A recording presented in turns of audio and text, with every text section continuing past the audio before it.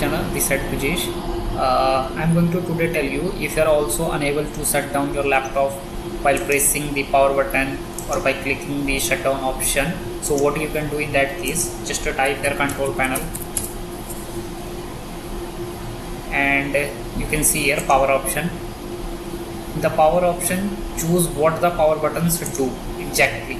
So you can see when I press the power button, it's going into sleep mode, and when it is plugged in also, then also it will in sleep mode.